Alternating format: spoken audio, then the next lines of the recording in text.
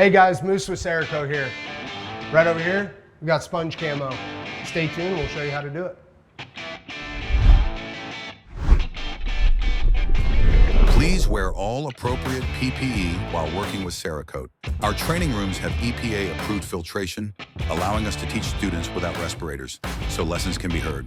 As you can see here, we got just a 3-color, super easy, freehand type technique that you can do to composite rifle stocks, carbon fiber rifle stocks. You can even do this on a builder set if you wanted to, but it's just a really cool way to get a real custom look without laying vinyl. We're gonna go kind of into the ins and outs of what sponge do you want to use, what sponge do you not want to use, how do we get the coating to the sponge, and then how do we apply it. Let's go. All right guys, most important part of sponge camo, the sponge. What sponge do we recommend using? I'm always gonna lean towards going with a real sea sponge. They're natural, they're all random. You can cut these, you can rip these, so you can get different areas on the sponge to give you different texture looks. And then on the other end, we have synthetic sponges. It's very repeatable. They don't hold coating very well, and it just overall doesn't give the best look when you dab that onto a part. So I'm always leaning towards the real sea sponge. I got a base coat applied on this stock here. We did FDE. We did tack it out in the oven at 150 degrees for about 18 minutes. Now that it's tack free, hanging in the booth, I got some sea sponges. I got a bunch of different varieties of sea sponges here. We're gonna test a couple different techniques. We're gonna test spraying the color onto the sponge.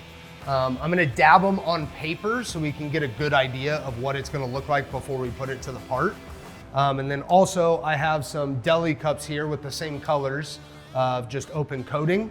I'm gonna dab the sponge directly into that coating and also test it on paper. I'm not a big fan of this technique. Some people like it, some people have been successful with it, but I'll show you on paper why I don't really like it. So yeah, let's kind of get into it. I have FDE base, I have desert sand and armor black loaded in the spray guns and the deli cup. So I'm gonna start with armor black first. I have my gun settings to our traditional 1, 2, and 3, so our base coat setting. If we look here, we have just a 2 to 3 inch wide oval fan pattern. So I am gonna saturate my sponge here. I am then gonna come over to the paper, and I'm gonna put a nice firm press, peel it off. I like what I'm getting there. See if I can duplicate it, okay. I'm gonna probably try and apply just a little bit more coating, try and get kind of a wet look on the sponge here. And then I'm gonna do the same thing.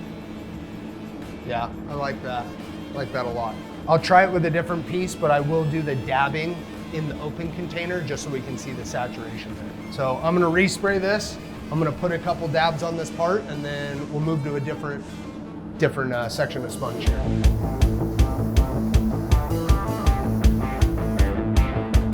All right, so I got my black sprayed on the sponge here.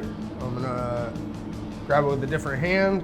I do have the buttstock here masked, so I'm gonna hold here, and then I'm gonna do my first placement of the sponge.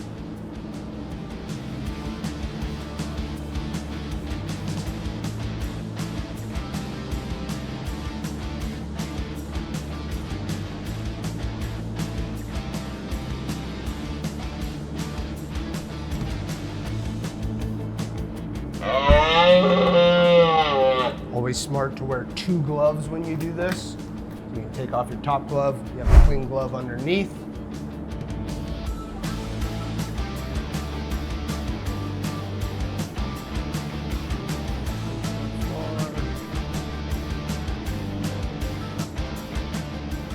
Very important when you're doing this, we try and make direct contact to whatever part without trying to slide so we don't smear the coating. We don't want to be really shaky with it. We really want to just make a nice press and a dab so we get that nice texture on the part. Let's grab a new piece of sponge here. So I'm going to spray this. New piece of sponge. I have not seen what this looks like, so remember, I'm always going to come over. I'm going to test this on my paper to see, is this giving me a look that I like, that I want to put on the part. I actually do like the way that looks, so I'm gonna re-wet this out real quick.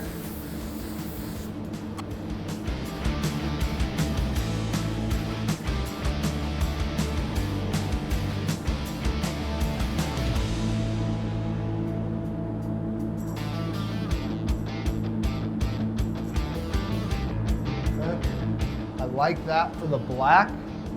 Now let's sample this with the desert sand.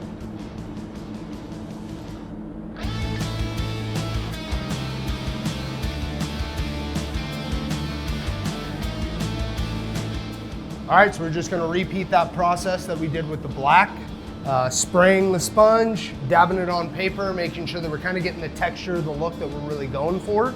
If you notice, I did, I don't know, about 8 to 10 different little dabs all the way around, kind of in random spots. I'm now gonna come in and I'm just gonna kind of fill that void or add to the already established texture we put down with the black with some desert sand to just add some contrast in there. So,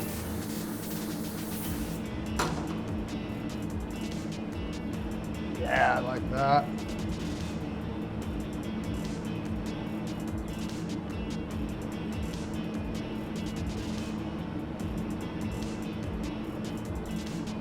Let's get a different texture here of sponge.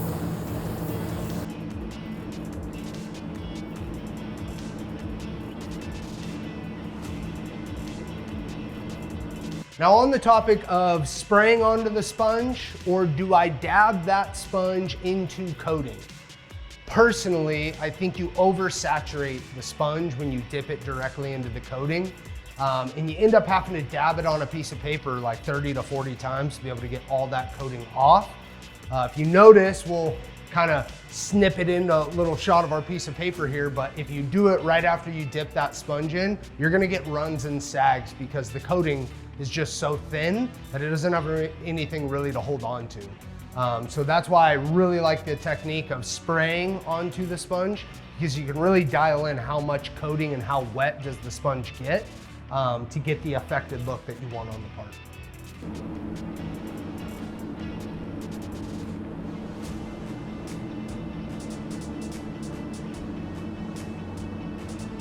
Now, one really cool thing about this pattern is you can do a lot of this wet on wet. So you have your base coat, you flash cure that like normal, but depending on how many colors you want to do, you can dab that coating on with the sea sponge, and then you just give it a little bit of time of ambient flash. You allow those solvents to flash, and that coating becomes pretty tacky, and it's a lot easier to really kind of dab over pre-existing colors and not worry about pulling that up or getting a bleed of color.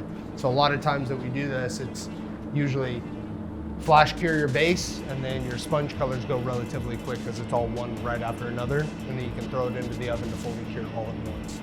A couple more of black back onto this. I look like I'm a little light in the coverage up here up top. Looks like we got pretty good, even, consistent coverage around the rest of this part. I'm gonna add a couple to the top, and then we'll take a look at it, and I think we're almost done.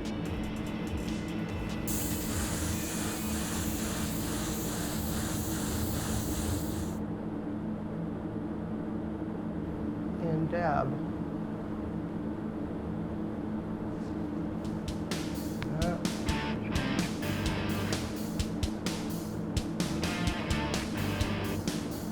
All right, well, you either love it or you hate it, but this is a popular pattern that people like to do on rifle stocks called sponge pattern. Now that we're done with the two colors that we put on top of our base coat, we're gonna allow all of this to ambiently flash a minimum of 15 minutes. We did use H series, so remember, it's a minimum of 15 minutes, no more than 2 hours, which is your pot life timer. Once this is done ambiently flashing, we're gonna throw this bad boy into a 150-degree oven. We're gonna fully cure it, so 150 degrees for 2 hours. After that, we'll pull it out, and it's ready to go.